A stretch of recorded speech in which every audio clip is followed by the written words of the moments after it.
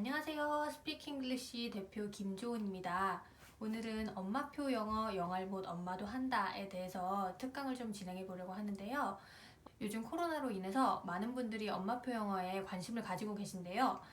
시중에 엄마표 영어 관련한 책들이라던가 아니면 뭐 블로그 같은 거만 잘 찾아보셔도 사실 엄마표 영어에 대한 정보가 정말 많아요. 그렇기 때문에 옛날보다 엄마표 영어를 조금 더 쉽게 접근할 수 있는 환경이라고 보실 수도 있겠지만, 또 반면에 정보가 너무 많기 때문에 처음 시작하는 분들의 입장에서는 어디서부터 어떻게 아니면 어떤 방향으로 잡아 나가야 될지 이 부분에 대해서 한번 이야기를 해볼까 합니다.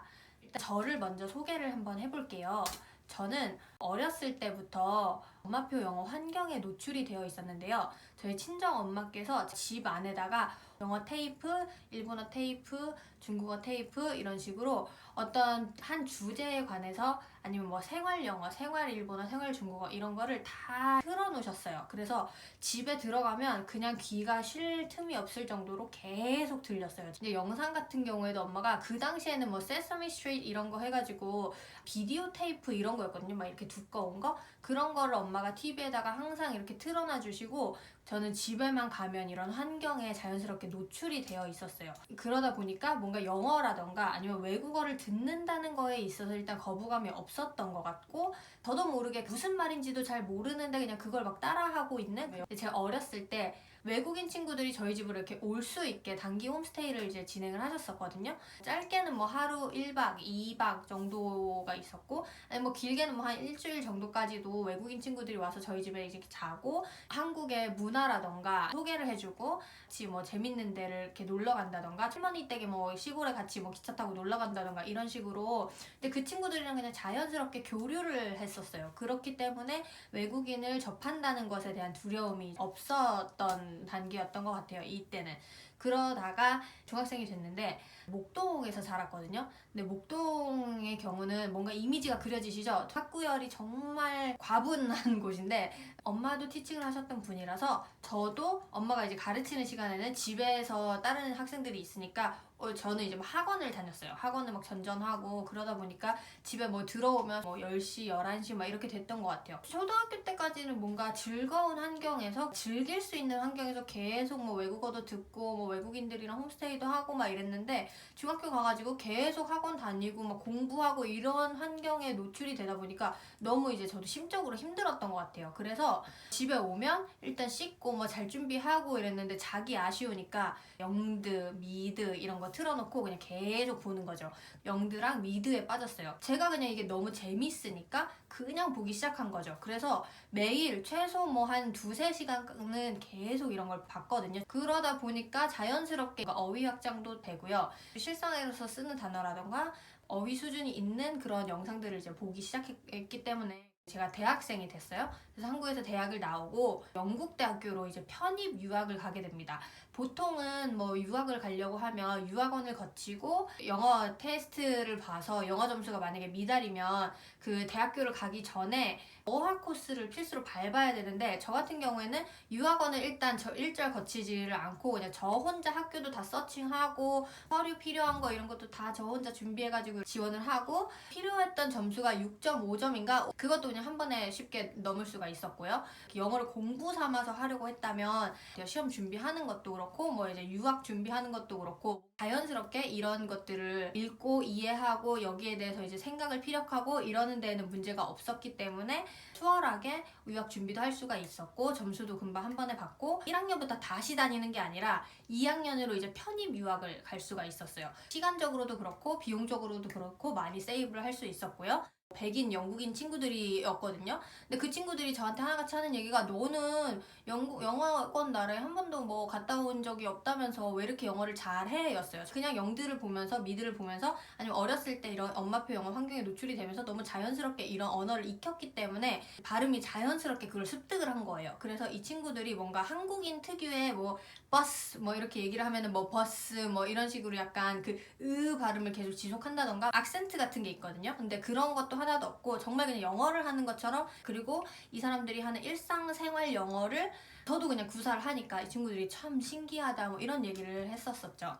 영국인이랑 결혼을 하고 한국에서 살다 보니까 자연스럽게 엄마표 영어를 시작을 하게 되었어요. 아이들이 어렸을 때는 자연스럽게 이중언어 환경에 애들이 노출이 되어 있었기 때문에 엄마표 영어를 거창하게 엄마표 영어 책에 보는 그런 것들처럼 제가 막 챙겨가지고 뭘 해주고 막 그럴 필요가 없었어요. 그냥 대화를 하면 우리는 영어로 얘기를 하는 거고, 그리고 아이들 같은 경우에도 마찬가지로 영어로 자연스럽게 얘기를 하는 거고요. 그런 상황이었는데 어느 순간 생활 영어만 하다 보니까 어휘가 많이 딸린다는 느낌을 제가 받게 되더라고요. 뭐 한국인 가정의 친구들 같은 경우에는 그냥 한국어를 100% 받는 거잖아요. 저희는 이제 한국어 반, 영어 반, 남들 100% 받을 시간에 50, 50, 뭐 80, 20 이런 식으로 받잖아요. 그래서 확실히 인풋 자체가 조금 한정적이게 되니까 한계가 보이더라고요. 제가 이제 거기에서 좀 충격을 받은 거죠. 그래서 이렇게 하면 안 되겠다. 내가 이제 인풋을 넣어주고 단어 확장을 해줘야지 이 두 언어가 상생할 수 있겠구나 라는 생각을 하게 되어서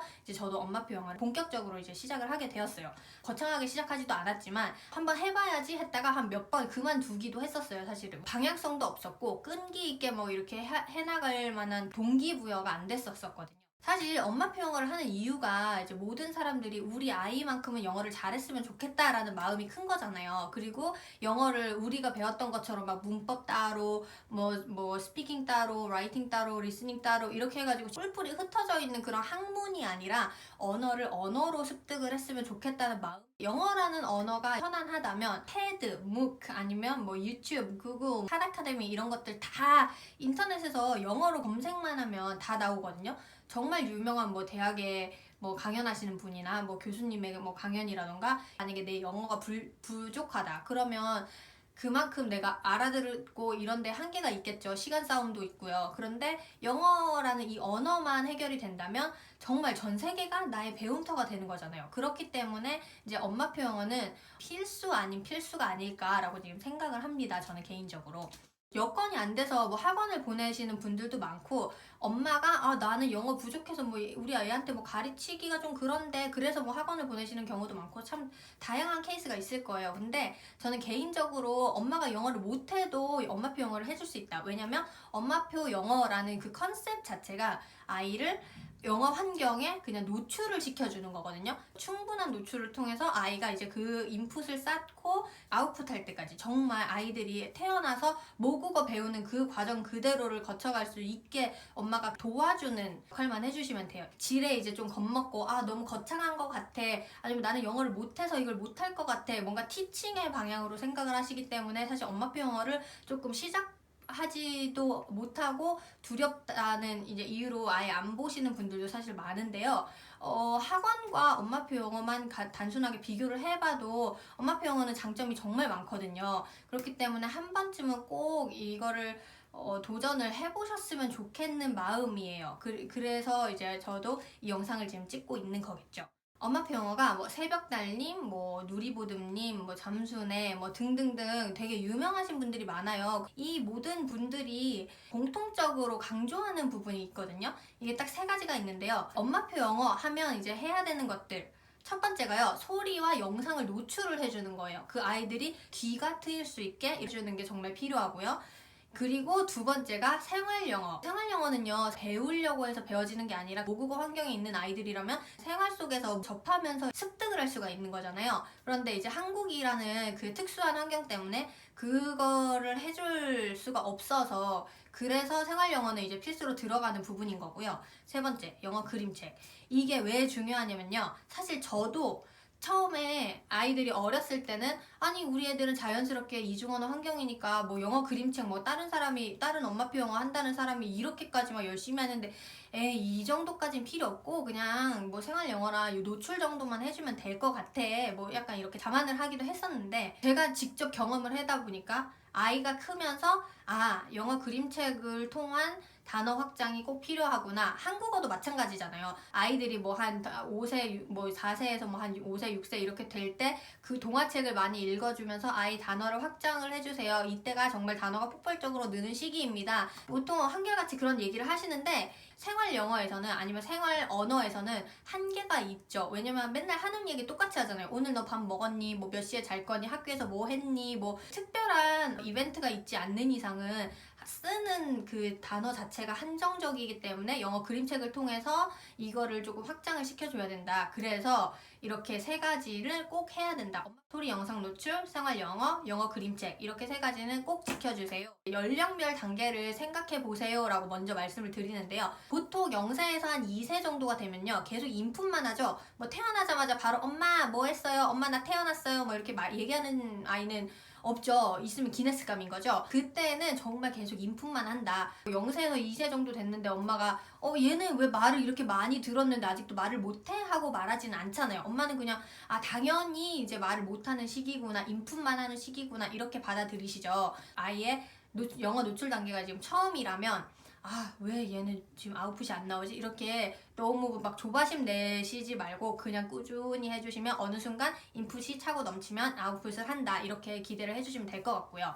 만 2세 정도 되면 이제 아이가 뭔가 한 마디 두 마디 정도 하기 시작하죠. 단어를 뭐 엄마, 아빠, 뭐 주세요 이런 것 등으로 이제 말을 스스로 하기 시작해요. 그러니까 인풋이 쌓였으니까 이제 하나둘씩 자기가 인지하는 단어들이 생기고 그거를 이제 아웃풋으로 내는 거죠. 이 단계에서 이제 보통 엄마들은 이제 책을 읽어주기 시작하죠. 보면서 같이 얘기해 볼 수 있는 그런 그림책들 4세에서 한 7세 정도 초등학교 가기 전에 미취학 그 정도 나이대가 되면 영어 책, 한글 책을 통해서 단어를 확장시켜 나가고 어휘력을 늘리는 그런 시기인 거죠. 아이들의 언어 습득 단계는 이런 식으로 진행이 되지만 천차만별의 케이스가 있죠. 우리 아이는 지금 현재 5살이에요. 그런데 이제까지 영어 노출이 없었어요. 그러면 연령별 단계에서 이제 뭐 0세에서 2세 정도의 아이가 해내는 수준의 5세의 아이에게 해줘야 되는데 갭이 생기는 거죠. 왜냐면 이 아이는 이미 이제 한국어를 잘할 수 있는데 뭐 영어는 아예 못하는 상황이면 뭐 한국어만 듣고 싶어 하는데 영어를 거부할 수도 있고 뭐 정말 케이스 바이 케이스이기 때문에 이거를 천편일률적으로 어느 분은 이거부터 하시고요. 아이가 몇 살이면 뭐부터 하셔야 되고요. 이렇게 말씀드릴 수가 없어요. 그래서 저는 이 코칭을 할 때 아이의 일단 현 상황을 파악하세요 라고 말씀을 드려요. 이거 한번 좀 보시면 좋을 것 같아요. 정확하게. 엄마표 영어 환경을 만들어 주는 데는 아이가 어느 정도 적응을 하고 자기가 이제 루틴이 잡힐 때까지는 엄마 할 일이 사실 많아서 어떻게 보면 조금 엄두가 좀 안 날 수도 있고요. 그리고 뭔가 할 게 너무 많아 보이는 거예요. 아이가 지금 뭐 한 6세, 7세쯤 됐는데 아직 영어 노출이 이렇게 뭐 꾸준히 일어나지 않았었다고 하면 엄마가 그럼 얘는 지금 뭐부터 해줘야 되지? 이런 생각들이 이제 머리에 차기 시작하는 거죠. 그러다 보면 생활 영어도 해야 된다 그러고 그림책도 읽어야 된다 그러고 소리 노출도 해줘야 되고 뭐 그래도 미취학 정도면 괜찮은데 이제 취학 아동이 됐어요. 그러다 보면 이제 뭐 기타 과목 학원들도 막 다니게 되고요. 뭐 친구들도 조금 만나서 놀기도 해야 되고 그러다 보면 정말 우선순위 정하기가 너무 어렵거든요. 그래서 이 중에서 정말 필요한 것만 이렇게 딱딱딱 꼽아서 내가 이 아이한테 어느 정도를 해줄 수 있는지 그리고 어떤 거를 먼저 이렇게 해줄 것인지에 대한 우선순위를 정하라고 제가 먼저 말씀을 드려요.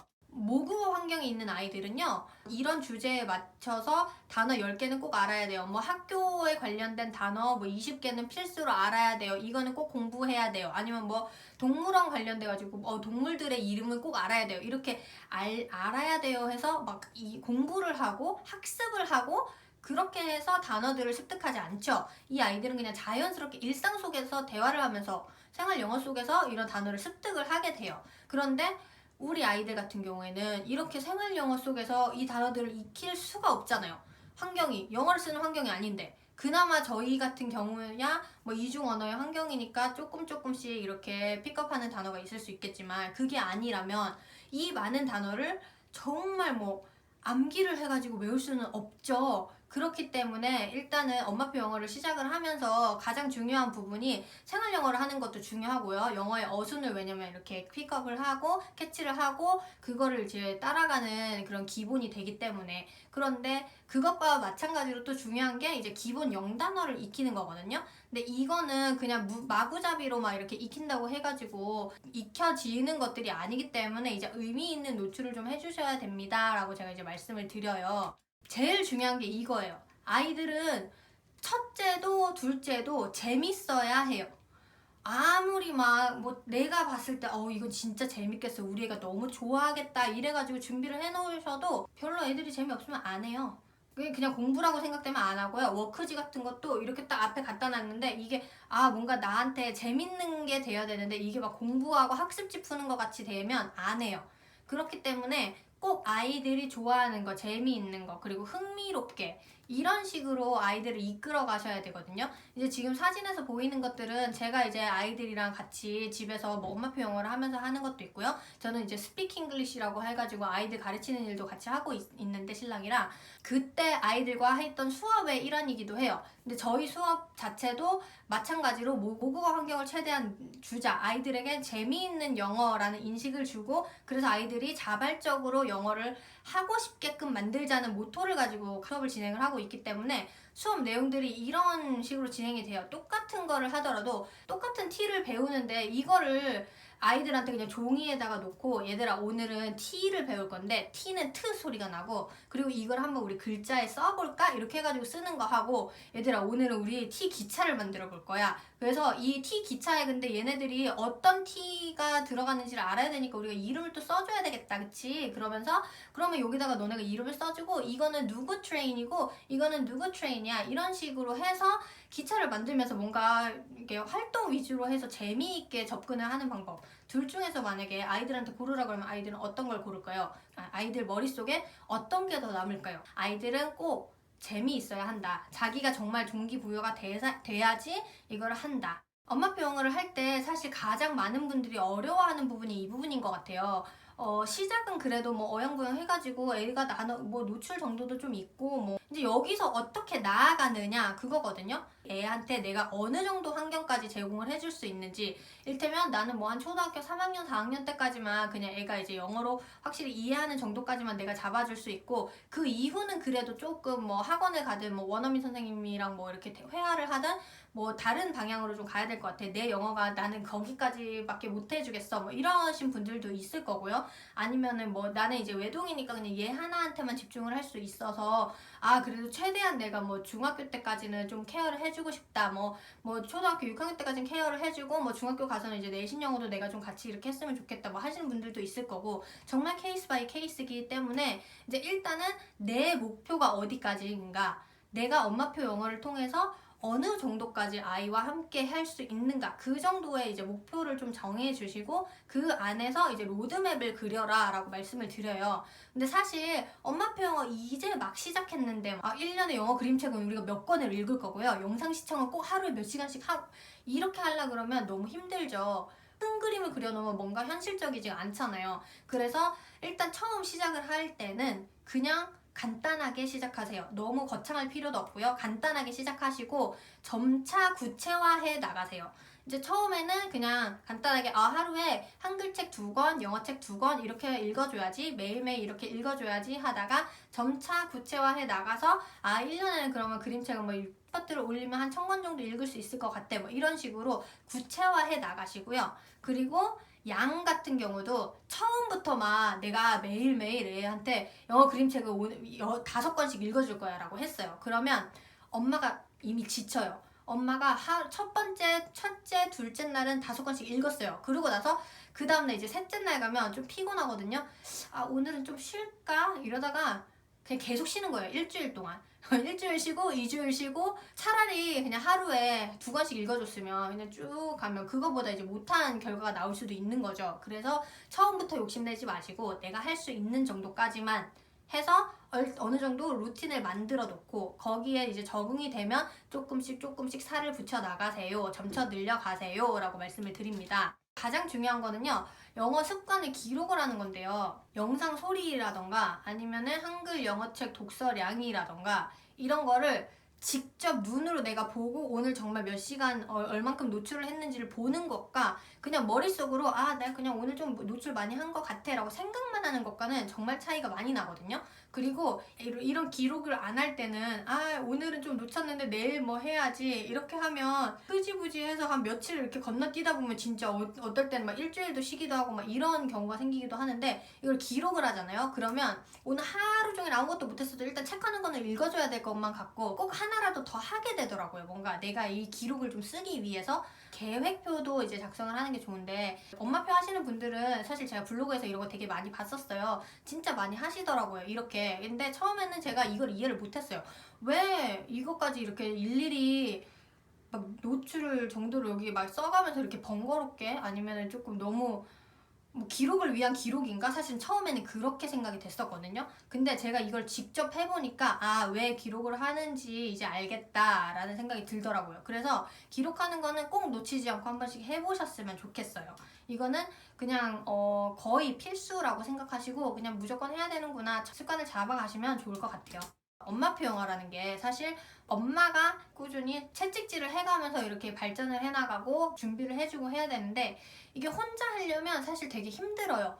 그래서 제가 이제 함께하는 동지를 만드세요 라고 이제 말씀을 드려요. 뭐 같은 동네에 같이 이런 거에 관심이 있는 엄마들이 많다, 그래서 엄마표 영어를 하겠다 이러면 더 좋고, 그게 아니더라도 뭐 온라인상에서 요즘에 되게 많이 만들 수 있잖아요.